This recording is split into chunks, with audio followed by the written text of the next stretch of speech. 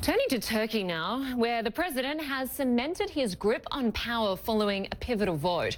Recep Tayyip Erdogan starts his new term under a new system of government, which grants the president sweeping new executive powers.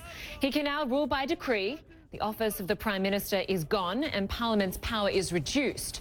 The opposition candidate conceded defeat but said Turkey is now in a single-man rule. Well, Sam Kiley joins us now live from Istanbul, where Mr. Erdogan claimed victory. And Sam, Erdogan's 15-year rule has been extended and with sweeping powers.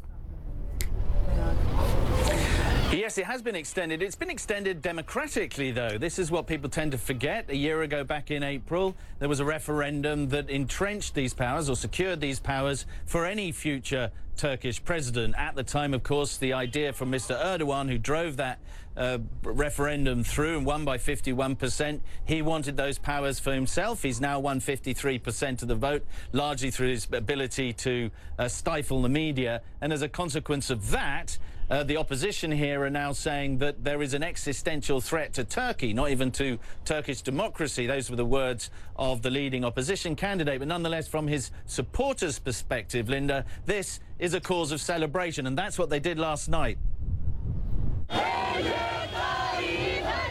Political ecstasy at the re-election of Turkey's president, Recep Tayyip Erdogan.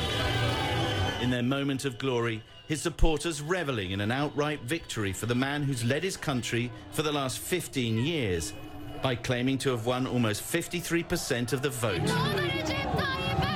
He announced his victory that avoided a presidential runoff before any official results had been published. After jailing tens of thousands of his political opponents, forcing through a change to the constitution which concentrates power in the hands of the presidency, and stifling the free press, this is what victory looks like to President Erdogan. Erdogan survived a coup 2 years ago. His followers hope he'll stay in office long enough to lead the next generation. Our nation has given me the mandate for the presidency, along with the People's Alliance. A great responsibility has been placed on our shoulders by our nation by these results. Some of the president's voters were almost incoherent with joy. A different scene at the headquarters of the opposition's main candidate, Muharrem İnce. Its leadership initially convinced that they had been robbed of a presidential runoff. But their own count later confirmed the Erdogan win, which was greeted by jubilant crowds in Ankara. And pretty soon, Mr. İnce conceded defeat. And in the documents submitted to us by our officials are different, not significantly different than those announced by the YSK, the Supreme Electoral Council. They're not such that they would change the results. Close to 60 million Turks were registered to vote. Erdogan said turnout was nearly 90%, and that his coalition had also won control of the 600-seat parliament. He now has complete executive control of Turkey, the right to rule by decree, and to pick his own cabinet. Turkey did not only choose one president and 600 MPs, it changed the whole system of government. We will get this working fast and perfectly. For his opponents, this is a moment of political agony that holds little prospect that Erdogan can heal a nation that remains bitterly divided.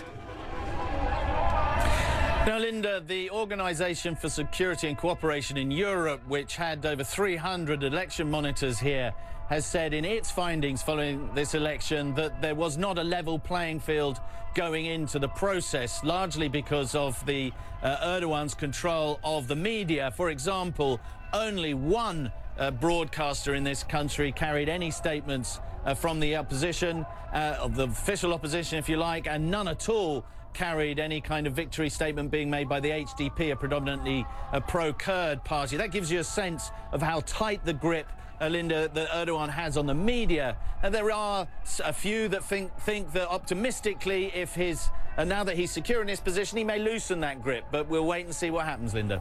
We certainly will. Sam Kiley, great to have you there reporting from Istanbul. Thank you very much. I want to stay on this story and get some more analysis. Frida Gigas is a CNN contributor. Thanks so much for joining us. My pleasure. This role of president in Turkey was largely ceremonial. Now, Mr. Erdogan has the power to rule by decree, single-man rule. How is that going to look? What has just happened in Turkey should be a warning to other countries that are seeing these autocratic politicians, demagogic politicians gaining power and steadily undermining the principles of democracy. Erdogan was elected by a majority, we are told, and it may be true, but the reality is that this was not a democratic election. The principles of democracy that are supposed to ensure that the election reflects the true views of the people after they have had the opportunity to listen to all the opposing views, to all the different arguments, those have not been respected. There is no true free press in Turkey. There is no real democracy in Turkey anymore. Well, that's right. I mean, as we know, as Sam was reporting, some of the opposition parties were barely covered. We know that under Erdogan's rule that many journalists and judges have been locked up, and this election took place under a state of emergency. Yes, and now if the state of emergency is lifted, it doesn't even matter because Erdogan is going to have so much power that almost every power that was granted to him through the state of emergency will be part of his power as president now that the constitution has been rewritten after he held a referendum that was also not democratically held. In this election, we had one of the presidential candidates was in prison. You have all the state media is a propaganda media. The independent media is all in the control of Erdogan supporters. He has imprisoned more journalists than any country in the world. There is no free press in essence in Turkey. So democracy is non-existent, but the truly disturbing aspect of this is that what we see in Turkey today is unfolding, is in different stages with certain differences, of course, but it's happening in many other countries. And I do want to ask you about that, because when you look at the way he wants to instill fear in his people, when you look at the way he wants to crack down on the free press, what other parallels do you see when it comes to other world leaders? Well, we see stoking divisions, making people be afraid of what will happen if this one particular leader is not in charge, calling critics enemies of the people. That's another one that we have seen throughout history and that we see in many countries, including the United States today. We see unfair treatment of critics in general.